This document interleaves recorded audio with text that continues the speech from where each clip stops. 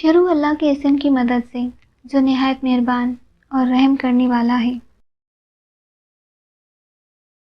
جب مدینہ میں آپ کی بیعت ہوئی تو فرمایا، میں اپنے قول کا ذمہ دار اور اس کی صحت کا ضامن ہوں۔ جس شخص کو اس کی دیدہ عبرت نے گزشتہ عقوبتیں واضح طور سے دکھا دی ہوں، اسے تقویٰ شبہات میں اندھا دھند کودنے سے روک لیتا ہے۔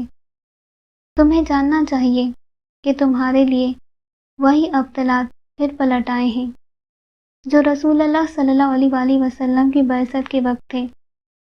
اس ذات کی قسم جس نے رسول اللہ صلی اللہ علیہ وآلہ وسلم کو حق و صداقت کے ساتھ بھیجا، تم بری طرح تہو بالا کیے جاؤ گے اور اس طرح چھانٹے جاؤ گے جس طرح چھلنی سے کسی چیز کو چھانا جاتا ہے، اور اس طرح خلط ملط کیے جاؤ گے جس طرح چمچے سے ہنڈیا، یہاں تک کہ تمہاری ادنا اعلیٰ اور اعلیٰ ادنا ہو جائیں گے۔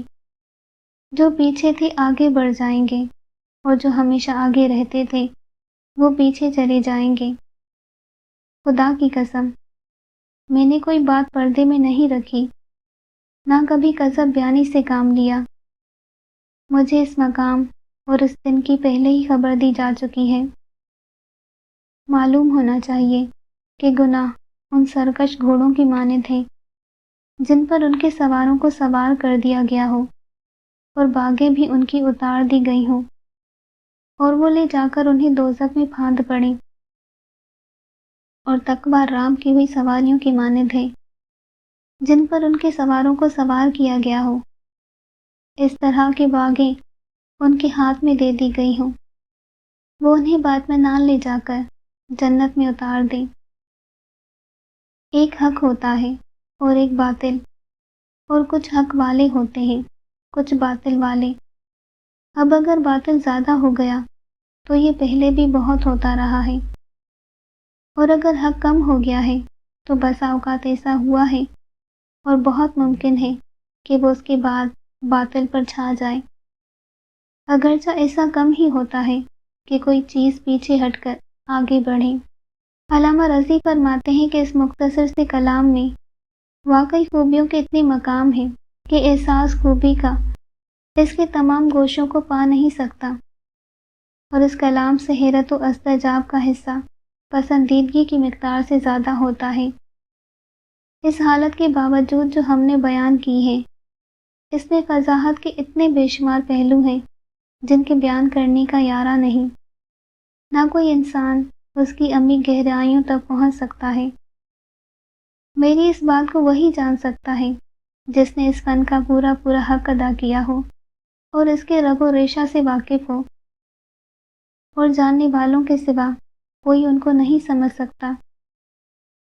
اسی خطبے کا ایک حصہ یہ ہے، جس کے پیش نظر دوزخ و جنت ہو، اس کی نظر کسی اور طرف نہیں اٹھ سکتی۔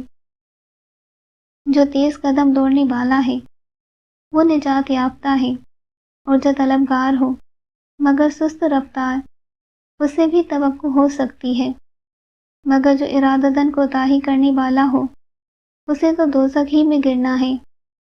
دائیں بائیں گمراہی کی راہیں ہیں اور درمیانی راستہ ہی صراط مستقیم ہے۔ اس راستے پر اللہ کی ہمیشہ رہنے والی کتاب اور نبوت کے آثار ہیں۔ اسی سے شریعت کا نفاذ و اجرا ہوا اور اسی کی طرف آخرکار باز گشت ہے۔ جس نے غلط ادعا کیا وہ تباہ و برباد ہوا، اور جس نے افطرا باندھا وہ ناکام و نامراد رہا۔ جو حق کے مقابلے میں کھڑا ہوتا ہے وہ تباہ ہو جاتا ہے، اور انسان کی جہالت اس سے بڑھ کر کیا ہوگی کہ وہ اپنی قدر و منزلت کو نہ پہچانے۔ وہ اصل و اساس جو تقوی پر ہو برباد نہیں ہوتی، اس کے ہوتے ہوئے کسی قوم کی کشت عمل بے آب و خشک نہیں رہتی۔